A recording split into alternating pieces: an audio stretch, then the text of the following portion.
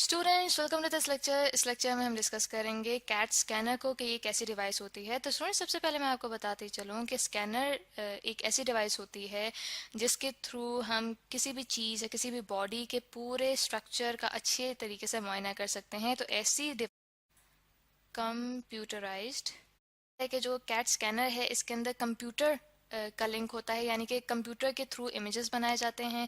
इसीलिए इसके अंदर कंप्यूटराइज्ड टेक्निक यूज़ की जाती है और ये कंप्यूटराइज्ड एक्सियल टेक्निक है, यानी कि एक एक्सिस के अराउंड सारे का सारा काम हो रहा होता है। तो इसलिए हम यहाँ पे लिख लेते हैं कि अराउंड एन एक्सिस। ठीक है, एक्सिस से मुराद यानी कि कोई भी इमेजिनरी फिक्स्ड लाइन अगर हम कोई रखें तो उसके इर्द गिर्द जब कोई काम हो तो उसे एक्सियल कहा जाता है। और सुनो, टोमोग्राफी से मुराद है ऐसी टेक्निक जिसके ज़रिए इंसानी जिस्म के अंदर किसी भी क्रॉस सेक्शन यानी कि किसी भी सरफेस का इमेज बनाया जा सके। उसकी डेफिनेशन स्टूडेंट्स मैं यहाँ पे जैसे कि शो कर रही हूँ कि टोमोग्राफी की डेफिनेशन है कि a technique for displaying a representation of a cross section through a human body using X-rays. ठीक है, यानी कि टेक्निक यूज की जाती है, यानी कि एक एक्सिस के अराउंड इमेजेस बनाए जाते हैं इस टोमोग्राफी की टेक्निक के थ्रू। तो हमारे पास एक सर्कुलर सा यहाँ पे एक कंपोनेंट है स्कैट स्कैनर का, इसके अंदर इस सर्कुलर कंपोनेंट के अंदर ले जाया जाता है।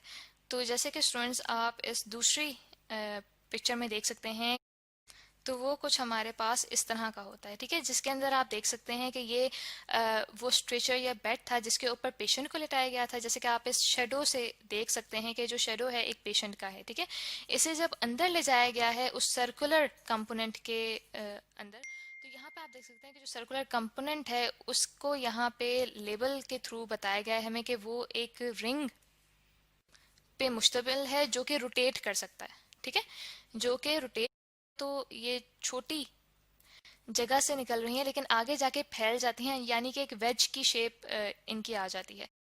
तब कैसा प्रोसेस होता है वो हम इस डायग्राम में देख सकते हैं कि यहाँ पे जैसे कि मैंने आपको बताया कि एक्सरे जनरेटर यानी कि एक्सरे सोर्स उस सर्कल में मौजूद हैं। ठीक है, उस रिंग के अंदर मौजूद हैं। तो जब उनमें से एक्सरेज निकलती हैं तो यहाँ पे आप देख सकते हैं कि एक तीर की शक्ल में यहाँ पे ऑब्जेक्ट शो किया गया है। ठीक है, यानी कि बॉडी की जगह यहाँ पे एक तीर शो किया गया है कि जब इस पे एक्सरेज पड़ती हैं तो यहाँ पे हमारे पास नीचे रेडिएशन डिटेक्टर हैं। ठीक है, तो आप देख सकते हैं कि जब हमारे पास लेफ्ट हैंड साइड पे एक्सरे जनरेट करेगा रिंग, तो उसी के साथ जो एक्सरे जनरेटर है वो दूसरी तरफ चला जाएगा। जैसे कि आप देख सकते हैं कि यहाँ पे राइट हैंड साइड की तरफ वो मूव किया है। इसी तरह जो इमेजिंग का काम हो रहा होता है, यानी कि जो रेडिएशन डिटेक्ट हो रही होती है डिटेक्टर्स के थ्रू, उसको आप बेहतर तौर से इस डायग्राम में देख सकते हैं कि यहाँ पे जब एक्सरे ट्यूब में से या पे एक्सरे सोर्स या एक्सरे जनरेटर में से जब एक्सरेज निकल कर रहे हैं कि कितनी एक्सरेज इनमें से पास हो रही हैं, वो इंफॉर्मेशन पास करते हैं कंप्यूटर को, और कंप्यूटर में ये फिर 2 डायमेंशनल इमेज हमारे। तो उसके लिए अगर हम मिसाल लें ब्रेन की, कि अगर ब्रेन बहुत से इमेजेस आ जाते हैं, ये आते तो 2 डायमेंशनल हैं लेकिन चूंकि बहुत स्मॉल एंगल्स पे इमेजेस लिए जा सकते हैं कैट स्कैनर की वजह से, तो उन सारे इमेजेस को मिला के फिर कंप्यूटर की मदद से 3 डायमेंशनल इमेजेस बनाए जाते हैं। जैसे काम लिया जा सकता है, सबसे पहले तो देखा जा सकता है कि अगर जिसम में कहीं भी ब्रोकन बोन्स हो, कोई टूटी हुई हड्डी हो, तो उसका पता चलाया जा सकता है। इसी तरह से मुख्तलिफ किस्म के कैंसर्स का पता चलाया जा सकता है। जिसम के किसी हिस्से में खून जम जाए यानी कि क्लॉट्स बन जाएं, ब्लड क्लॉट्स बन जाएं, तो उनका पता चलता है।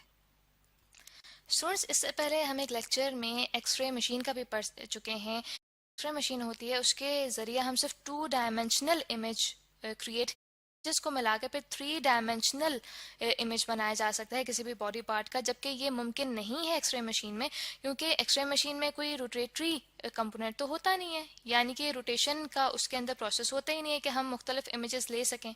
तो इसीलिए जो कैट स्कैनर है वो हमें ज़्यादा बेहतर डिटेल दे सकता है किसी भी बॉडी पार्ट का।